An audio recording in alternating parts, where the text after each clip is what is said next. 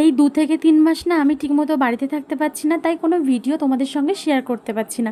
মানে রান্না সেরকম ভিডিও তোমাদের সঙ্গে শেয়ার করতে পারছি না। তবে এই 2-3 মাসের মধ্যে আজ দিনটা আমি বাড়িতে আছি, তাই ভাবলাম চলো তোমাদের সঙ্গে কিছু শেয়ার করা যাক। আজ সকালে মাছওয়ালার কাছ থেকে মা নিয়েছিল এই কাঁকড়াগুলো, আর এই সব কাঁকড়াগুলো কিন্তু মেয়ে কাঁকড়া ছিল।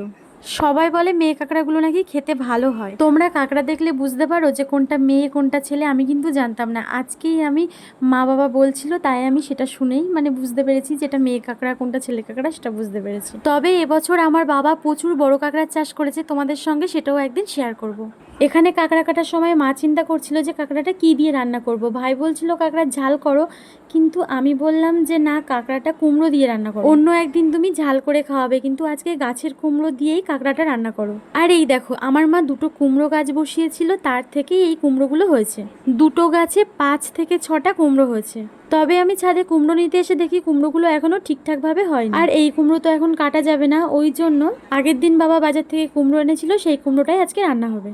তবে তোমরা কোনটা খেতে ভালোবাসো, কাঁকড়ার ঝাল খেতে ভালোবাসো না কাঁকড়া কোনো সবজি দিয়ে রান্না করলে বেশি খেতে ভালোবাসো? কুমড়ো দিয়ে কাঁকড়াটা যেহেতু হবে ওই জন্য আলু কুমড়ো দুটোই কেটে নিয়েছে, এবার কাঁকড়াটা কাটবে। আর এসব আমি কখনো কাটাকুটি করিনি বলে আমার দেখেই ভয় লাগছে। কাঁকড়ার দাঁড়গুলো দেখলে তো আরো বেশি ভয় লাগছে। তবে বাবা কাঁকড়ার দাঁড়গুলোকে ভেঙে দিচ্ছে আর মা কাঁকড়াগুলোকে কাটবে।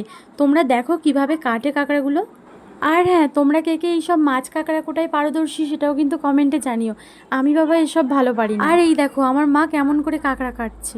রান্না বান্না আর এইসব কাটাকুটিতে আমার মাকে কেউ হারাতে পারবে না। মাছ কাটা, রান্না করা, সবজি কাটা, এইসবে আমার মা পারদর্শী। তবে এইসব কাজ আমার না শেখার কারণ হচ্ছে আমার মা সেরকম একটা আমাকে কাজ করতে দেয় না। আমি আমার নিজের সব কাজ করার পরে যে অল্প সময় পাই সেটাতেই মাকে সাহায্য করার চেষ্টা করি। মায়ের হাতের খুব বেশি কাজ না করতে পারলেও মোটামুটি কিছুটা কাজ আমি করে দেওয়ার চেষ্টা করি। তবে আমি আমার কাজের জন্য বাড়িতে খুবই কম থাকি, তো ওই জন্য সেরকম একটা কাজ করার সময়ও পায় না।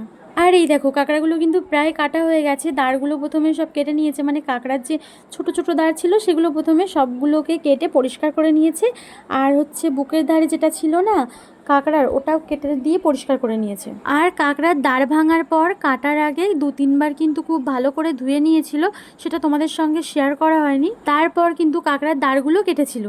আর যখন কাঁকড়ার এইভাবে খোসা ছাড়াবে তার আগে কিন্তু খুব ভালো করে ধুয়ে নেবে, কারণ এরপর আর ধোয়া যাবে না। যেহেতু মেয়ে কাঁকড়া, ভিতরে দেখতে পাচ্ছ কাঁকড়ার অনেকটাই কিন্তু ঘিলু হয়েছে। আর কাঁকড়াটার কিন্তু 2 সাইড খুব ভালো করে হাত দিয়ে পরিষ্কার করে নিতে হবে, তারপর মাঝখান থেকে কেটে নিতে হবে। আর এই কেটে নেওয়ার পরে কিন্তু আর ধোয়া যাবে না। আর এক্ষুনি যে কাঁকড়াটা কাটলো না, ওই কাঁকড়ার খোসাতে দেখো কতটা ঘিলু হয়ে আছে। আমরা কিন্তু কাঁকড়ার ডিমগুলোকে কাঁকড়ার ঘিলু বলি, তোমাদের ওখানে কি বলে? সব কাঁকড়া কেটে পরিষ্কার করে নেওয়া হয়ে গেছে, আর রেসিপিটা তোমাদের সঙ্গে কাল শেয়ার করব। কালকের রেসিপিটা তোমরা কিন্তু অবশ্যই দেখো। সবাই ভালো থাকবে, বাই।